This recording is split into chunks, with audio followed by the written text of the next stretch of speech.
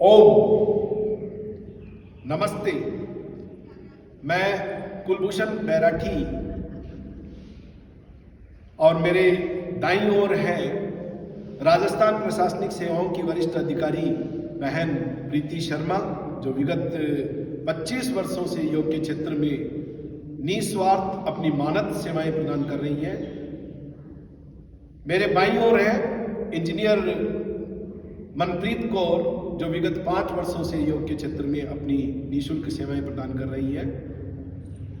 भाइयों और बहनों, परम पूज्य स्वामी रामदेव जी महाराज के विशेष आशीर्वाद से एवं पतंजलि योग समिति की प्रेरणा से प्राकृतिक चिकित्सालय बापूनगर जयपुर के प्रांगण में हम योग विषय की जानकारी प्राप्त करने के लिए, योग वास्तव में क्या है, वास्तविकता तो यह है कि वर्तमान परिप्रेक्ष्य में योग को मात्र आसन, प्राणायाम और ध्यान के क्षेत्र में एक सीमित दायरे में सीमित कर दिया गया है, जबकि वास्तविकता ये है कि योग जीवन जीने की कला है।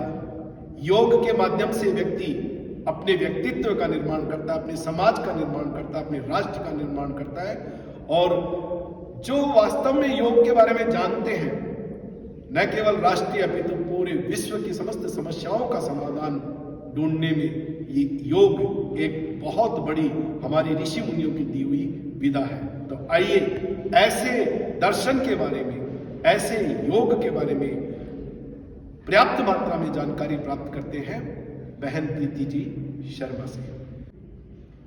ओम। परम पूज्य स्वामी रामदेव जी महाराज की सूक्ष्म उपस्थिति को कोटि कोटि नमन करते हुए आइए आज हम बात करते हैं योग के बारे में। योग एक ऐसा अद्भुत शब्द जो आज पूरे विश्व में अपना परचम फैला रहा है। कैसे? न केवल शारीरिक स्वास्थ्य के लिए, न केवल मानसिक स्वास्थ्य के लिए, बल्कि संपूर्ण व्यक्तित्व के लिए एक ऐसी अद्भुत विधा जो हजारों वर्ष पूर्व हमारे ऋषि मुनियों ने इस शरीर पर शोध करके हमारे समक्ष रखी, जो जितनी तर्क संगत उस समय थी उससे भी कहीं अधिक लाभदायक, उपयोगी आज सिद्ध हो रही है। जब कोरोना महामारी के दौरान पूरे विश्व के अंदर इस बीमारी ने अपना ऐसा प्रकोप फैलाया कि आदमी कमरे के अंदर अपने घर में सीमित होकर रह गया। तो बीमारी से बचने के लिए, बीमारी से ठीक होने के लिए और बीमारी के पश्चात उसके आफ्टर इफेक्ट्स को दूर करने के लिए, इन सभी के अंदर बहुत ही उपयोगी सिद्ध हुई है यह योग की विधा। तो आइए हम बात करते हैं योग के अर्थ की। योग संस्कृत की युज धातु से जिसका उद्गम हुआ है। पाणिनि के व्याकरण शास्त्र के में युज धातु का अर्थ दिया है जोड़ना या मिलन। और यौगिक परिप्रेक्ष्य में हम आगे चलते हैं तो योग का अर्थ है आत्मा से परमात्मा का मिलन, मन की शारीरिक और मानसिक शक्तियों के भीतर समन्वय स्थापित करना, व्यष्टि को समष्टि से जोड़ना। Yoga is the balance between body, mind and soul.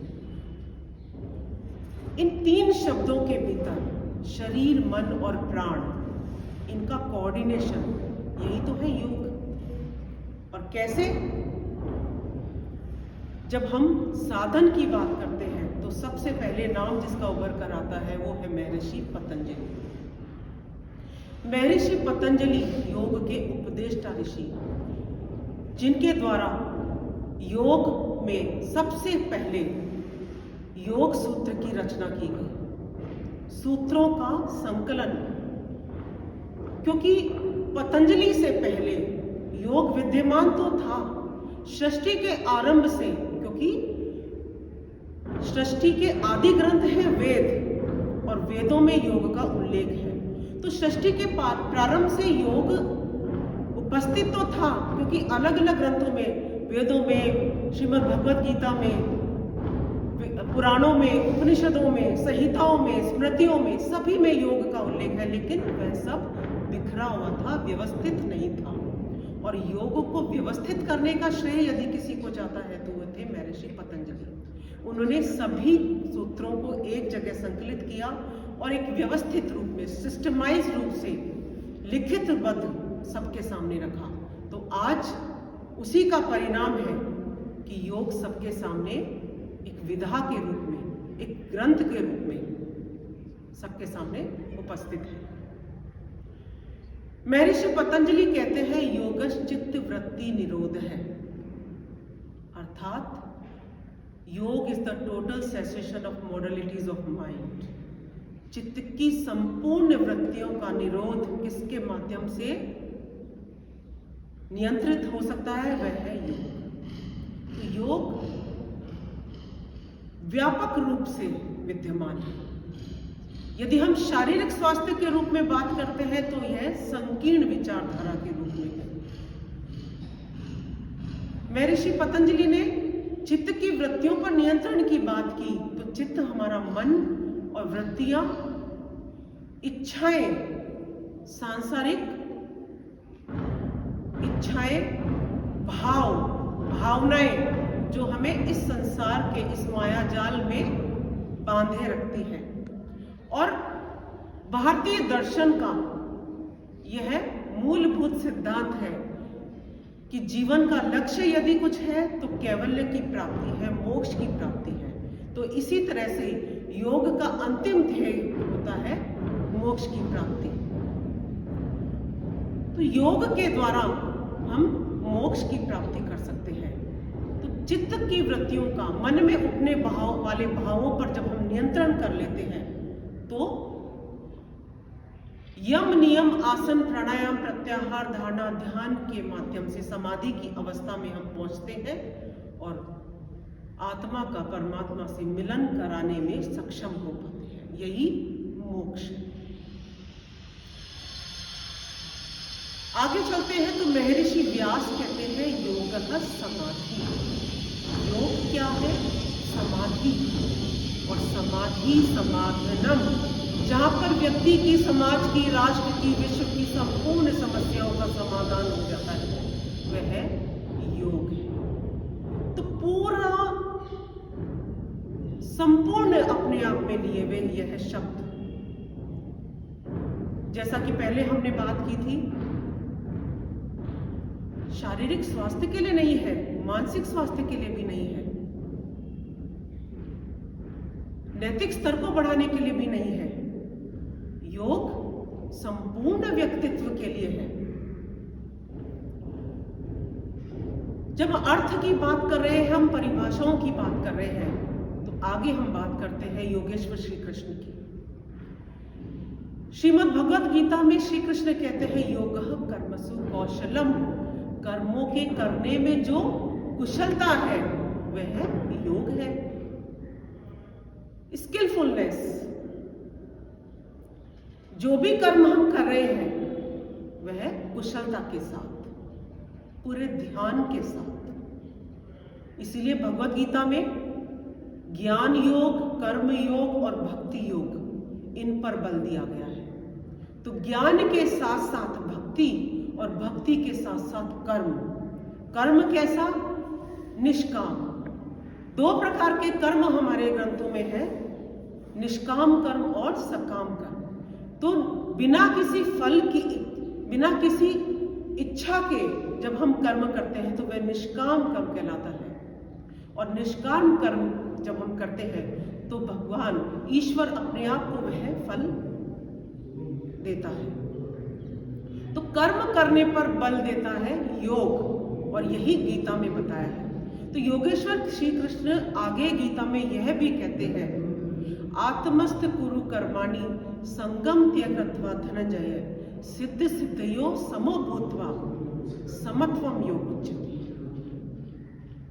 साधारण शब्दों में समझे तो कैसी भी परिस्थिति हो, सफलता मिल रही हो, असफलता मिल रही हो, अनुकूल परिस्थिति हो, विपरीत परिस्थिति हो, आपको जय मिल रही हो या आपकी पराजय हो गई हो, कैसी भी स्थिति हो, मन आपका समभाव से रहना सीख जाता है।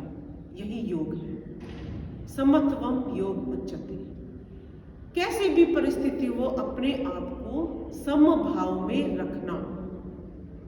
खुशी हो रही है तो भी सामान्य स्थिति है, भय लग रहा है तो भी सामान्य स्थिति है, क्रोध की स्थिति है तो भी सामान्य है। अर्थात श्वासों पर आपका नियंत्रण है। स्कंद पुराण में लिखा है यजु समाध्यो, मन का समाधिस्थ हो जाना है, यही योग है। जैनाचार्य कहते हैं जिन साधनों से आत्मा की सिद्धि और परमात्मा की प्राप्ति होती है वह योग है। ऋग्वेद में लिखा है योग एक अभिवृत्ति है, एक प्रयत्न है, एक कोशिश है जो व्यष्टि को समष्टि से जोड़ता है। आधुनिक युग की हम बात करते हैं तो महर्षि अरविंद कहते हैं कि परम देव के साथ एकत्व की प्राप्ति करना और उसे प्राप्त कर लेना, यही योग का स्वरूप है। और पूरे विश्व में आधुनिक काल में योग का परचम फहराने वाले, पूरे विश्व में भारत का विश्व में नाम करने वाले स्वामी विवेकानंद कहते हैं कि अपने भीतर निहित शक्तियों का दिव्य से दिव्यतर और दिव्यतर से दिव्यतम अवस्था में पहुंचाना, यह योग है। इस प्रकार योग क्या है? बहुत ही साधारण शब्दों में, बहुत ही सरल शब्दों में हम समझें तो योग है अपने अस्तित्व का बोध, अपनी चेतना का बोध, आत्मदर्शन, आत्म साक्षात्कार, आत्मचिंतन, यह योग है। मन को नियंत्रित करने की विधा, शरीर को नियंत्रित करने की विधा, नैतिक स्तर को बढ़ाने की विधा, आध्यात्मिक स्तर को बढ़ाने की विधा, संपूर्ण व्यक्तित्व के लिए पूरे विश्व में यदि कोई एक विकल्प है तो वह है योग। साथियों, बहन प्रीति शर्मा के मुखारबिंद से हमने योग विषय के बारे में जानकारी प्राप्त की। यह बतलाने की आवश्यकता नहीं कि योग सृष्टि की रचना के समय से ही मानव जाति के लिए, मानव हित के लिए, मानव कल्याण के लिए सर्वोपरि रहा है, सर्वोपयोगी रहा है। वर्तमान परिप्रेक्ष्य की यदि बात करें तो कोरोना कालखंड में यदि मानव जाति को कोई श्रेष्ठ विकल्प के रूप में प्राप्त हुआ तो वह योग ही था। योग के माध्यम से ही इस महामारी से निजात पाया गया। मैं आप लोगों से इस वीडियो के माध्यम से आग्रह करना चाहूंगा कि आप सभी लोग अपने स्वयं के व्यक्तित्व के निर्माण के लिए, अपने राष्ट्र के निर्माण के लिए और मानव जाति के हित के लिए योग को अपने जीवन में अपनाएं, अपने कार्यशैली में जोड़ें और योग की शरण में रहें। अंत में आप सभी लोगों का आभार व्यक्त करते हुए, विशेषतः मेरी अनुजा बहन प्रीति को आभार व्यक्त करते हुए, बहन मनप्रीत कौर को आभार व्यक्त करते हुए आपको कोटि कोटि नमन करता हूं। जय हिंद, जय भारत, नमस्ते।